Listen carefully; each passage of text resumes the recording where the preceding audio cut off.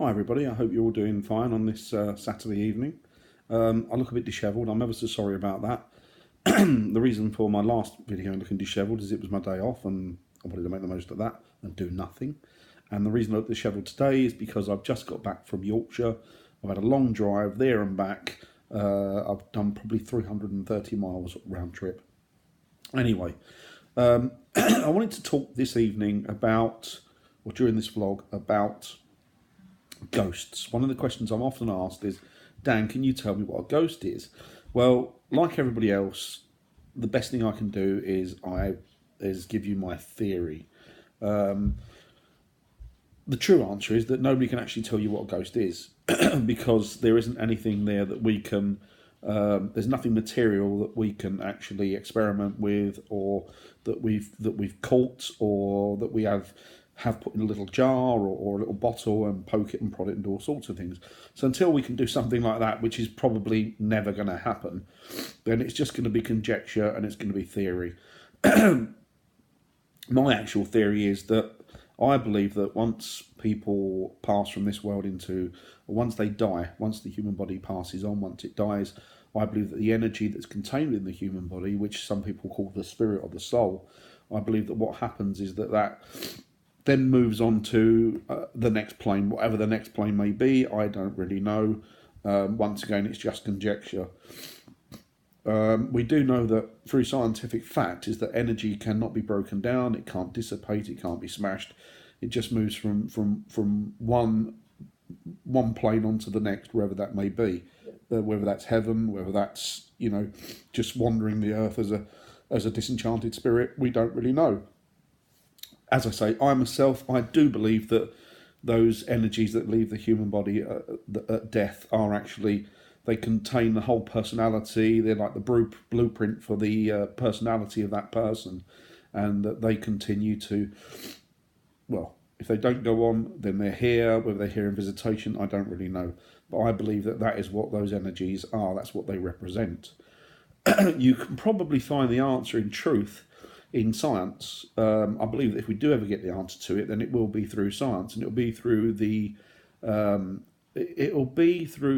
medium, if you pardon the pun. It'll be through the medium of quantum physics or quantum mechanics. That's where you'll actually find the answer. As we know that everything in science, everything on the planet and beyond the planet, and the solar system and beyond the solar system, we know that it can all be calculated by a sum, by mathematics. And if somebody comes along with the right formula and it fits the bill, then maybe we'll have some semblance of an answer. As I say, I'm not sure that we'll ever get an answer to it. It's just one of those things that we'll continue. It'll be one of those questions that it'll just go on to the end of time. I myself have experienced things. I can't say that they're paranormal. I'm the type of investigator, like, if you're an investigator and you do your job properly, then you don't theorise. In respects to, if something happens, you don't automatically assume that it's paranormal. The best answer that you can give to somebody really is that it's unanswerable. There isn't an answer to it. Whether it's paranormal activity or not, I don't know. I can't say that for definite. And if anybody says to you, well, X, Y, and Z happened to me, it's paranormal activity, it's a spirit, it's a ghost, they can't do that. They can't do that because they don't have anything material enough to give you in the way of evidence. It's just their theory. And that's the best that we can give, as I say. It's the same with mediums. I've worked with a lot of mediums over the years, and I divide opinion, really, because even though I've worked with lots and lots of mediums over the last 26, 27 years, I've only found maybe one or two that can give you any practical information that is actually has been recorded, or information that is relevant and significant to the area that you're investigating, or maybe the spirit that you're investigating. Overall, I think that most people that profess or think they're mediums, and I stress the word think, because I think they convince themselves that they are. I don't think that they really are. As I say, I think they either convince themselves they are, or maybe they're liars and they do it for money. And let's be honest, a lot of people are not beyond creaming money off of people that are looking for answers, or looking for loved ones that have passed over or passed on. So that's why I'm not really a big fan of most mediums or most people that think they're mediums.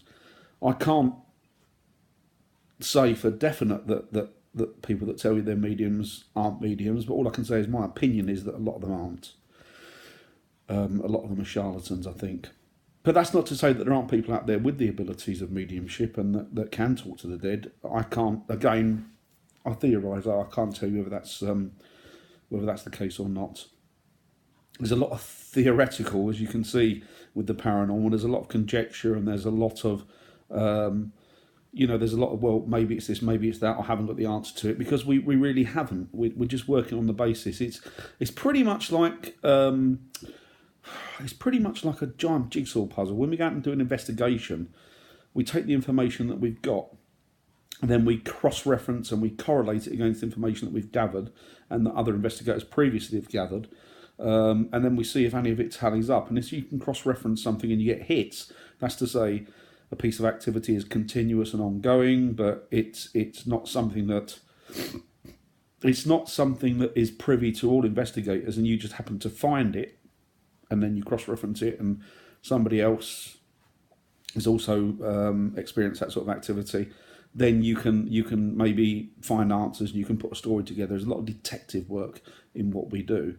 As I've said before, it's not like a lot of the TV programs where people think that you can go out and you can go into a building and there's going to be knocks and taps and all sorts of activity going on throughout the night. Chances are you can do 1,000 investigations and maybe 990 of those it won't proffer any kind of evidence. It won't proffer any kind of activity whatsoever. So you just have to bide your time and work on the little snippets of activity and information that you get throughout the course of any particular investigation. And whatever you come up with, and whatever you can cross-reference it with, then that might be a little bit of an answer there. There's no guarantee. Once again, it's all theoretical. I know it's pretty long-winded, and it's hard to give somebody a conclusive answer, but the truth is we can't give you a conclusive answer. And that's just about the size of it, really. However, as I say, my personal theory and my personal belief is that the energies of people that pass on or pass over, those are the energies that we deal with when we come across spirits or ghosts, or call them whatever you want. And there is a difference between spirits and ghosts.